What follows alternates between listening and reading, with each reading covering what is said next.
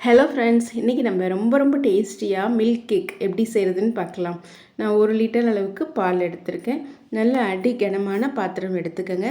அதில் இந்த பாலை சேர்த்துருங்க. பாலை சேர்த்துட்டு அடுப்பை மிதமான தீயில் வச்சு காய்ச்சுங்க. இதை 1 லிட்ரு பால் நமக்கு 1/2 லிட்ரு பால் ஆகிற வரைக்கும் காய்ச்சிக்கோங்க. இப்போ நமக்கு பால் கொஞ்சம் சுண்டி வந்திருக்கு. இது கூட கொஞ்சம் லெமன் சாறு சேர்த்துக்கோங்க. ரொம்ப சேர்க்காதீங்க, கொஞ்சமாக லெமன் சாறு சேர்த்துட்டு பாலை திரிச்சிட்டு எடுத்துக்கோங்க. இது கூடவே இப்போ நம்ம சுகர் சேர்த்துக்கலாம்.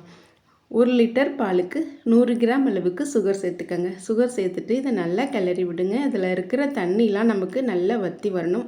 அந்த அளவுக்கு நல்லா கிளறி விட்டுட்டே இருங்க. இது கூட வாசனைக்கு கொஞ்சம் ஏலக்காய் தூள் சேர்த்துக்கங்க. ஏலக்காய் தூள் சேர்த்துட்டு நல்லா கிளறி விடுங்க. இப்போ நமக்கு அதில் இருக்கிற தண்ணிலாம் வற்றி வந்துடுச்சு. இந்த ஸ்டேஜில் இது கூட 2 ஸ்பூன் அளவுக்கு நெய் சேர்த்துக்கங்க. நெய் சேர்த்துட்டு நான் ஒரு டிஃபன் பாக்ஸில் நெய் தடவி வச்சுருக்கேன். அதில் இதை எடுத்து கொட்டிடலாம். கொட்டிட்டு நல்லா சமப்படுத்தி விட்டுருங்க.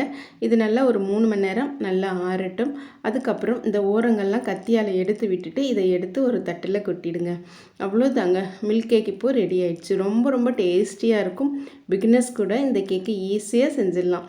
நீங்களும் இந்த மில்க் கேக் ரெசிபியை ட்ரை பண்ணி பாருங்கள்.